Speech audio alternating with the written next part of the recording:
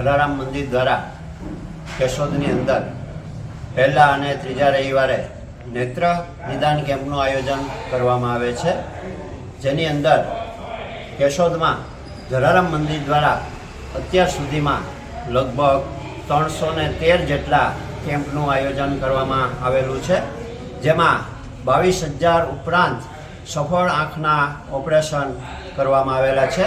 અત્રેથી રણછોડદાસજી હોસ્પિટલની અંદર દર્દીઓને મોકલી અને ત્યાં આ ઓપરેશન કરવામાં આવે છે.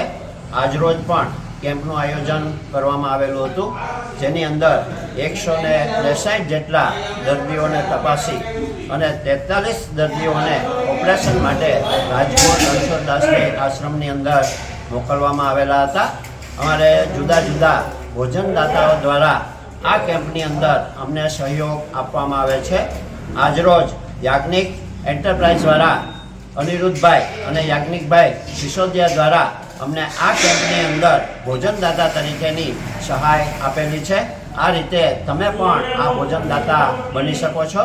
અને દરેક જે આવતા દર્દીઓને એક નમ્ર નિવેદન છે કે જ્યારે તમે આવો ત્યારે તમારી સાથે આધાર કાર્ડ હોવો જોઈએ અને ફોન નંબર હોવા જોઈએ. આ તમે લઈને આવો એટલે તમને અહીં કોઈ જાતની તકલીફ પડે નહીં.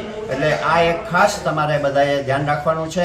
અને આ રીતે જલારામ મંદિર એ સેવાને માટે હંમેશને માટે બધાની સાથે ઊભું રહી છે. જય જલારામ.